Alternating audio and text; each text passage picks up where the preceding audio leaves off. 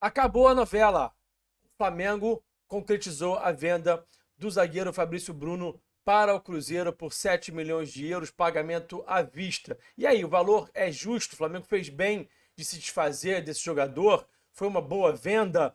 Vamos falar sobre isso no vídeo de hoje. Vamos falar também sobre mais dois assuntos. Vamos repercutir um pouquinho da entrevista de José Boto, falou ontem lá no CT do Ninho do Urubu. Vamos falar um pouquinho aqui sobre algumas das coisas que ele pontuou lá na entrevista ontem. E também vamos falar sobre a derrota do Flamengo na Copinha de virada. O time vencia o jogo, acabou tomando ali a virada. Vamos falar um pouquinho sobre essa derrota do Flamengo na Copinha também. Então hoje falaremos de tática, mas falaremos também sobre outros assuntos depois da vinheta.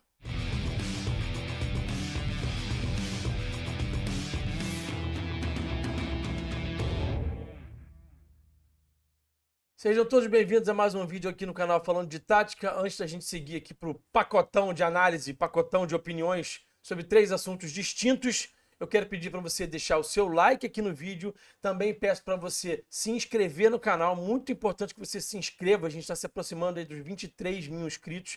Então se inscreva no canal para ajudar aqui o nosso trabalho a crescer.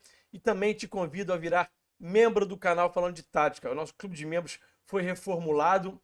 Eu estou entregando novos benefícios aí para quem virar membro. Categoria Leandro, primeira categoria, você recebe vídeos com antecedência e também entra num grupo de WhatsApp com os outros membros e comigo também para a gente falar de Flamengo, para a gente bater papo sobre tática, sobre futebol. O grupo é muito legal, a resenha é excelente. A partir da categoria Júnior, você tem os benefícios da categoria Leandro. Na categoria Júnior, Maestro Júnior, né? Tô falando, obviamente, do Júnior, jogador que vestiu mais vezes a camisa do Flamengo. Na categoria Júnior, você vai ter direito a todos os outros benefícios da categoria Leandro e também a transmissão tática, onde eu mando áudios para você no grupo de WhatsApp explicando tudo o que está acontecendo taticamente nas partidas do Flamengo. Você vai receber uma transmissão tática, você vai assistir os jogos do Flamengo com os meus comentários táticos e também vai ter direito a baixar os jogos do Flamengo. Vou mandar na comunidade de membros aqui do canal um link para você baixar o jogo e reassistir o jogo depois no dia seguinte, com calma, sem aquele calor do jogo ali, poder analisar um jogador, poder analisar uma situação. Então você vai ter esse benefício também. Para a categoria Zico, aí já é um pouquinho mais caro, você tem todos esses benefícios e também vai ter conteúdos táticos, que eu mando PDFs com conteúdos sobre o jogo, falando sobre situações diversas, sobre conceitos táticos, sobre o jogo de futebol, beleza? Então não perde tempo. Clica aqui em Seja Membro e vai seguindo passo a passo aí que o YouTube vai te dando e entra para a nossa comunidade de membros. Se não aparecer aqui o Seja Membro, eu acho que não aparece para iOS, se eu não me engano, ali se você tiver no aplicativo do iPhone, você entra aqui na descrição desse vídeo e vai ter ali o link para você virar membro. Então, tô te esperando aqui na nossa comunidade de membros. Fechado? Bom, vamos lá. Vamos começar pelo Fabrício. Foi uma boa venda? Sim, para mim foi. Esse é o valor de mercado do Fabrício, gente. Tem que deixar isso bem claro. Tem muita gente falando aqui nas redes sociais, também até aqui na live que eu fiz domingo. Domingo eu fiz uma live aqui no canal para falar sobre esse tema. E tinha muita gente falando assim, como é que pode vender pela metade do preço de uma oferta que aconteceu há 6 meses atrás, que era o dobro, né? A oferta do Ashton, gente, ela não pode balizar o valor de mercado do Fabrício. A oferta do Ashton estava muito acima do valor de mercado do Fabrício. O valor de mercado do Fabrício é esse. O Flamengo comprou o Léo Ortiz por esse mesmo valor há um ano atrás. Então esse é o valor de mercado de um zagueiro de 29 anos. Não é o que o Ashton ofereceu. Não é porque o Ashton ofereceu 15 milhões que esse é o valor do Fabrício. O Ashton botou o valor muito acima. E aí eu vejo muito torcedor reclamando que ele devia ter ido. Eu também teria ido se fosse ele. Mas a gente não sabe dos pormenores da vida do jogador. É um indivíduo ali que tem os seus problemas familiares. Tem muita gente falando que ele ia ser pai, enfim, que tinha uma série de coisas envolvidas ali familiares que ele decidiu não ir, ele tem o direito de não ir. Né? Ele é um cidadão, ele não é uma propriedade, ele não é uma caneca, ele não é um computador, ele não é um mouse, ele não é, enfim. Ele é uma pessoa. Né? Então, isso envolve uma série de situações e ele tem o direito de não querer ir. E às vezes o torcedor do Flamengo falou assim, ele fez o Flamengo perder milhões de euros. Gente, ele tem o direito de não querer ir. Assim como ele tem o direito agora de querer ir. E aí tem o outro lado também do torcedor que fala assim, mas ele tá querendo sair, então agora qualquer jogador que quiser sair, vai sair. Não. Tem que analisar caso a caso. Sentar, conversar, entender e ver o que é melhor para todo mundo. Hoje, o contexto mudou. Naquele momento, ele era um titular do Flamengo que tinha sido convocado, tinha jogado contra a Inglaterra e contra a Espanha. Hoje ele é um reserva. O valor de mercado do jogador muda em 6 meses, sim. Tem muito torcedor também falando em rede social assim, como é que pode mudar tão rápido? Muda. muda. O mercado é muito dinâmico, tá? Então, assim, quero também pedir para vocês a confiança no nosso trabalho aqui. Na formação de análise de desempenho, a gente estuda análise de mercado. Então, a gente tem aqui capacidade para falar sobre isso, porque a gente estudou um pouquinho para poder falar sobre esse assunto. Então, quero pedir que vocês deem crédito para a nossa opinião aqui.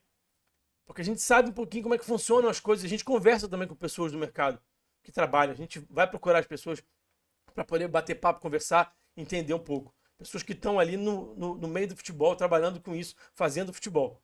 Tá? Então, pode acreditar que foi uma venda boa. Ainda mais se for levar em conta que o jogador queria sair.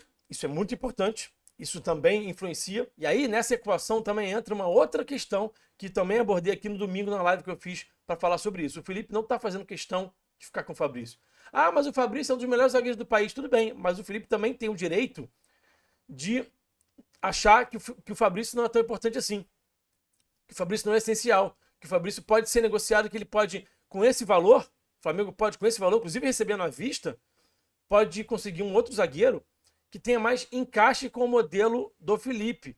Aí não é questão, gente, de ser melhor ou não. Ah, mas o Fabrício já está lá, o Fabrício é um dos melhores zagueiros do país, ele já está adaptado, vai se desfazer de um jogador, vai reforçar um rival. Mas a questão é que há um desencaixe técnico-tático entre Fabrício e modelo de jogo do Felipe. A gente não pode desconsiderar isso. Isso é muito importante e entra nessa equação. Então, para o Felipe e para o Boto, faz mais sentido se desfazer de um jogador em que não se encaixa no modelo de jogo. Não é que ele é ruim, Fabrício não é um mau jogador. A questão é que ele não tem um encaixe com o modelo de jogo do Felipe, por diversos motivos. Então, para o Felipe e para o Boto, faz mais sentido vender um jogador que não tem um encaixe para adquirir um outro que tem um encaixe. E é, sim, muito possível adquirir um outro jogador com esse valor, até mais jovem, dependendo como for, tá? De um outro contexto, por exemplo, de América do Sul, que se encaixe mais no modelo do Felipe, por esse valor, até por menos, dependendo, tá? Eu fiz uma live aqui na segunda-feira com o Osório, na segunda noite, a gente falou sobre isso, e a gente provou por A mais B que dá para conseguir um jogador nesse valor, até por menos, que tenha um encaixe melhor com o modelo de jogo do Felipe. Então, sobre o Fabrício, era isso que eu queria falar. E aí, como eu já falei muito sobre esse assunto do Fabrício aqui, para o vídeo não ficar muito longo, para a gente fechar aqui, falar rapidamente sobre o Boto, a entrevista do Boto ontem, foi muito legal.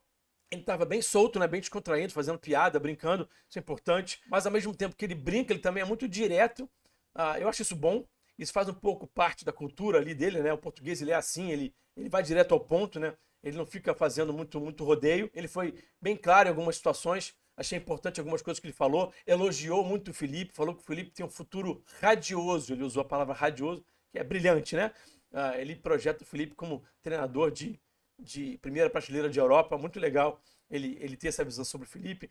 Acho muito legal, até botei na capa do vídeo aí, a transparência que vai haver agora no Flamengo, né? Entregando material com a programação para a imprensa, dando mais acesso para a imprensa dentro do CT, sem ao mesmo tempo também ficar dando pista do que vai acontecer. Então, entra, pode filmar um pouco, vai ter entrevista dos jogadores, os jogadores vão falar eventualmente lá, vão dar entrevista no CT. Acho isso legal também.